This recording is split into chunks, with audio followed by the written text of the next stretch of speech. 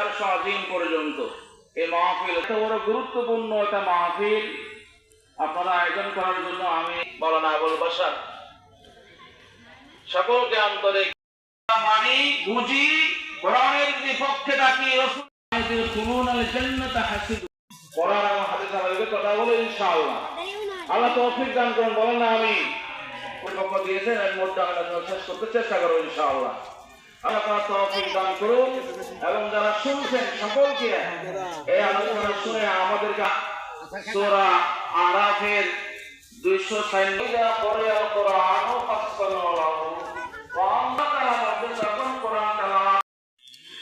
জনাবে হযরত মুহাম্মদ মুস্তাফা সাল্লাল্লাহু আলাইহি ওয়াসাল্লাম যখন দুনিয়াতে আগমন করেন দুনিয়াতে আগমন নিয়ে বড় হইতে লাগলেন।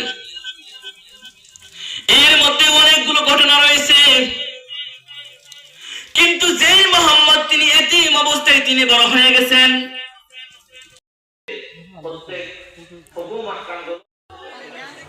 এছাড়া স্বেচ্ছাসেবক ভাইয়েরা যারা আছেন আপনারা সকলকে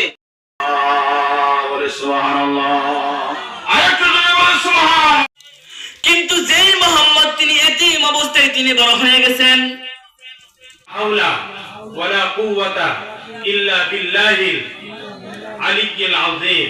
আপনি বলেন হায় আল্লাহ, বলেন হায় আল্লাহ, আমি জীবনে যত রকমের গুনাহ করেছি এই গুনার জন্য অনুতপ্ত হয়ে আজকে খাঁটি তওবা করতেছি, আর জীবনে কখনো আমি গুনাহের কাজ করব না। আলিহি ওয়া আসহাবিহি ওয়া আজওয়াজিহি ওয়া যুররিয়্যতিহি আমিন। রব্বানা আতিনা ফিদ দুনিয়া হাসানাতাও ওয়া ফিল আখিরাতি হাসানাতাও ওয়া কিনা আযাবান নার। আমিন। রব্বানা যালামনা আনফুসানা